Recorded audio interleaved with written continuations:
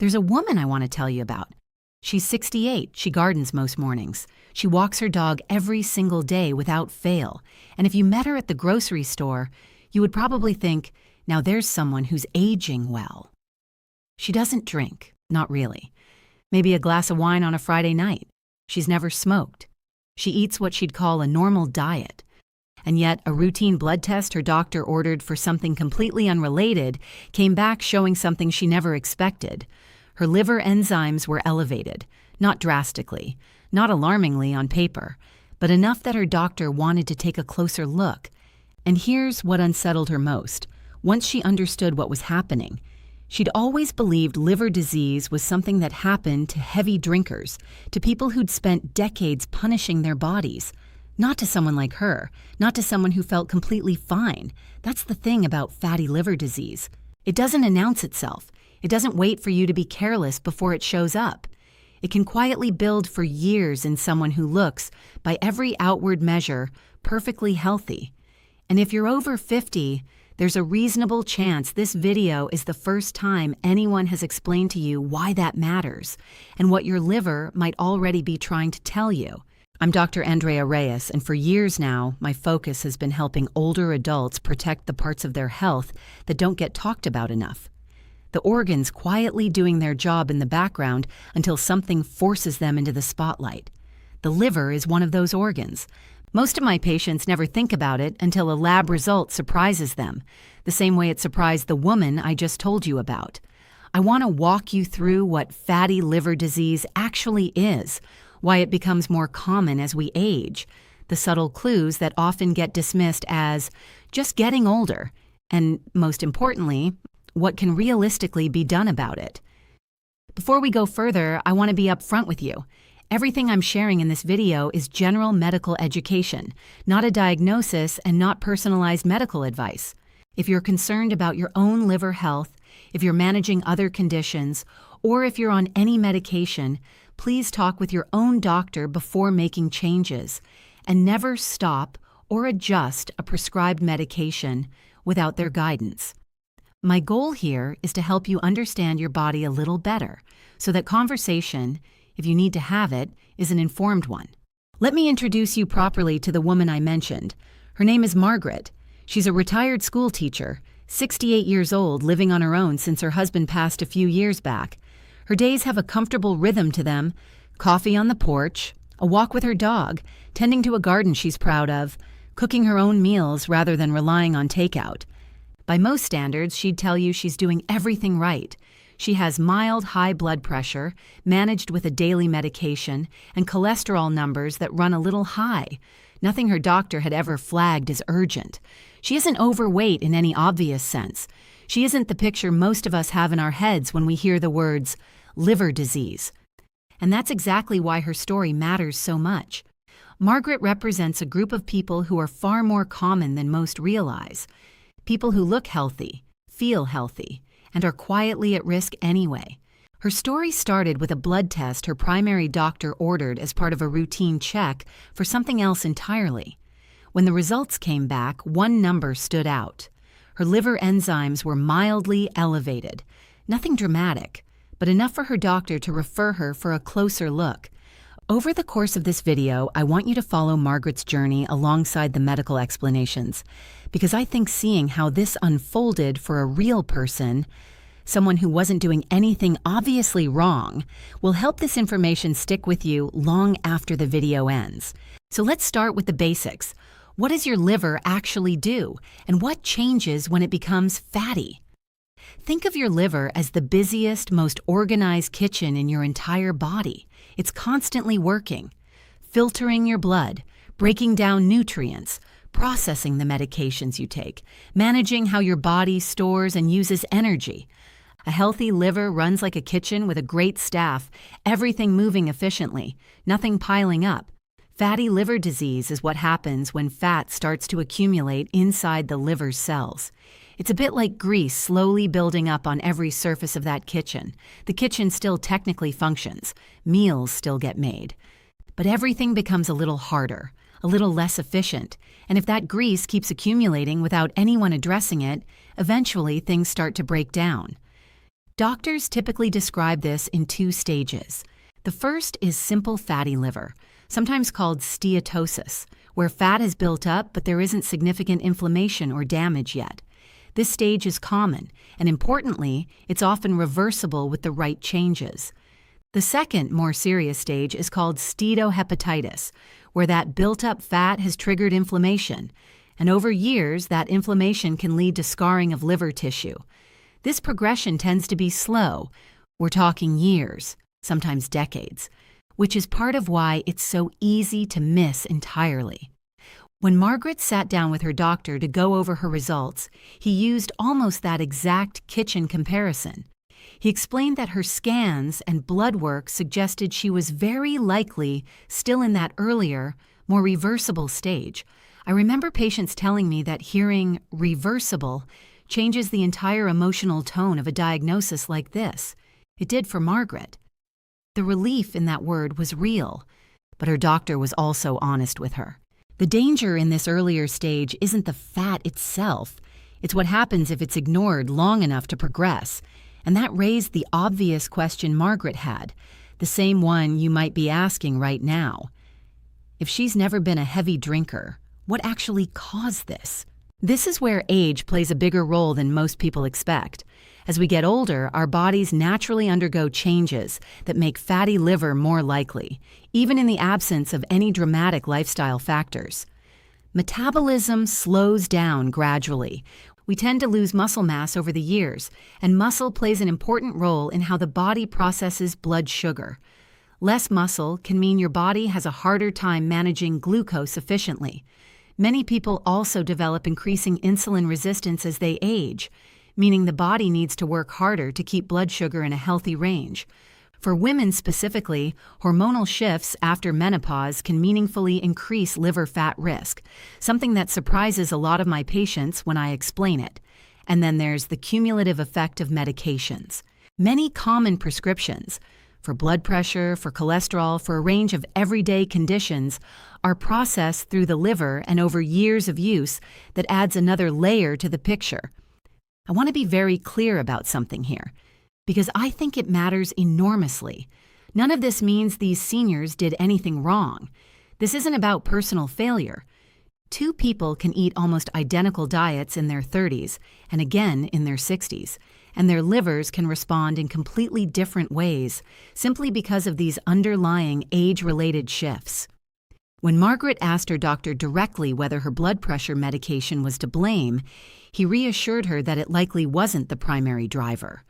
What was more likely contributing, he explained, were the hormonal changes that came with menopause years earlier, combined with afternoons that had gradually become more sedentary than she probably realized. And that's a mistake I see constantly, assuming that because your weight hasn't changed, your liver risk hasn't changed either.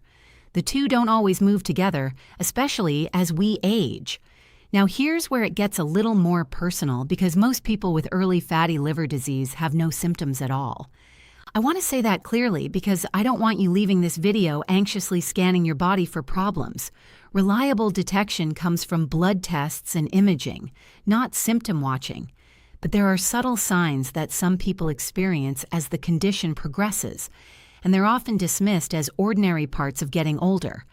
Persistent fatigue that doesn't seem tied to anything specific, a mild sense of fullness or discomfort in the upper right side of the abdomen, subtle changes in digestion. In more advanced cases, things like unusual bruising or swelling can appear, though that's typically much further down the road than where most people find themselves. This is exactly why I encourage regular checkups as we get older, even when nothing feels wrong, because this is so often caught the way it was caught for Margaret, almost by accident, through routine blood work ordered for an unrelated reason. When her doctor asked whether she'd noticed any fatigue, she admitted, almost sheepishly, that yes, her afternoons had been getting harder lately, but she'd simply chalked it up to just getting older.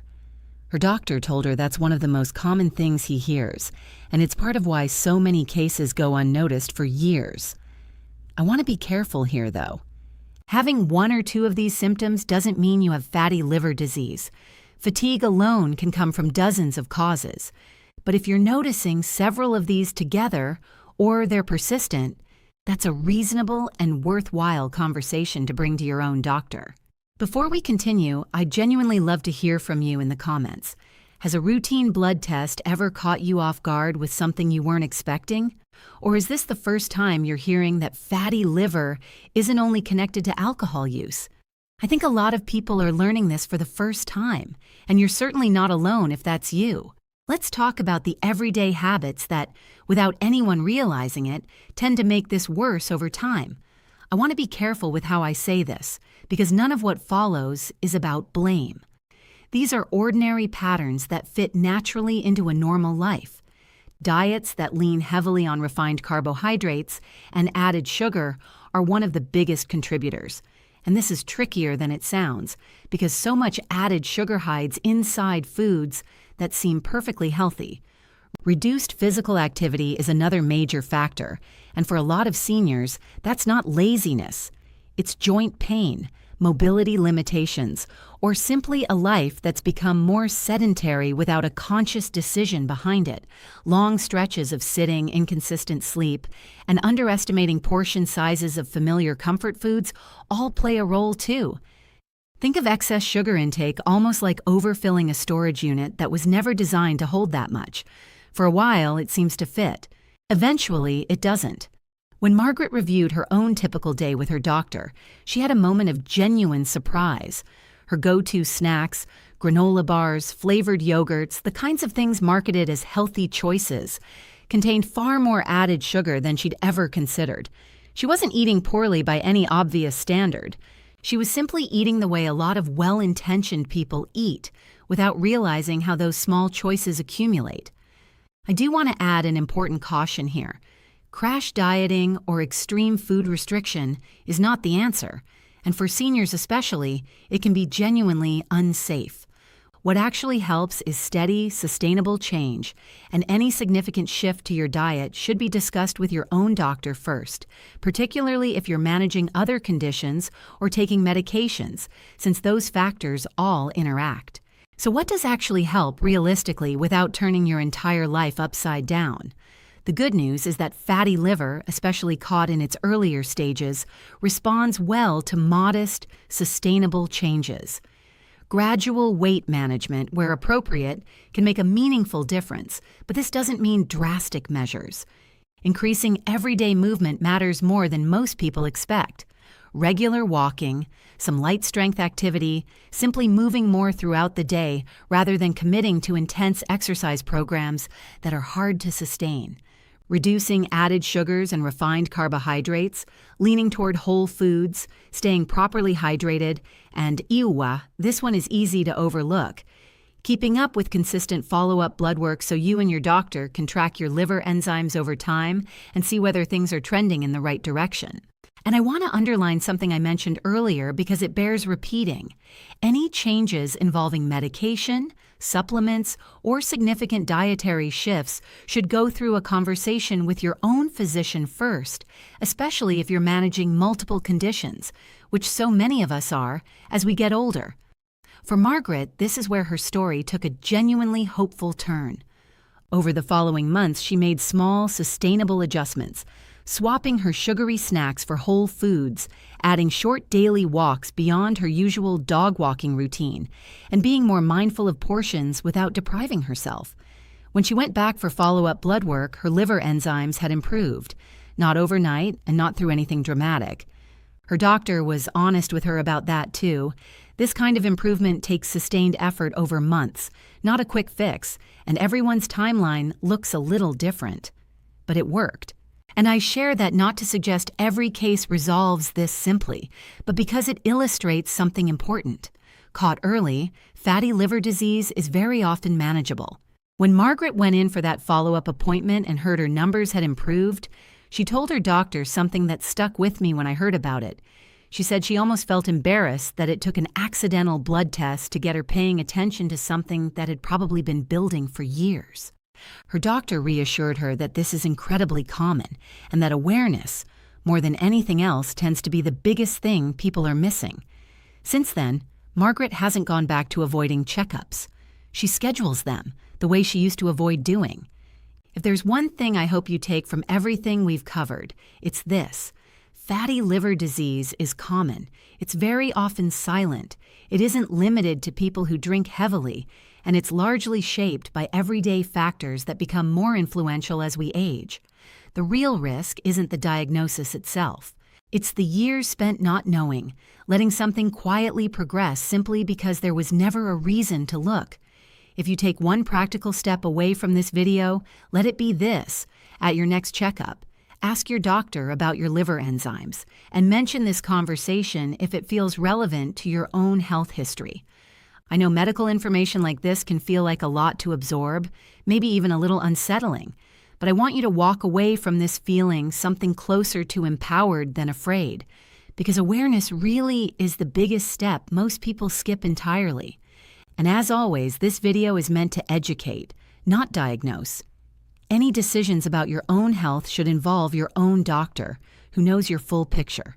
If someone in your life comes to mind while watching this, a parent, a spouse, a friend who, like Margaret, seems perfectly healthy on the surface, consider sharing this with them.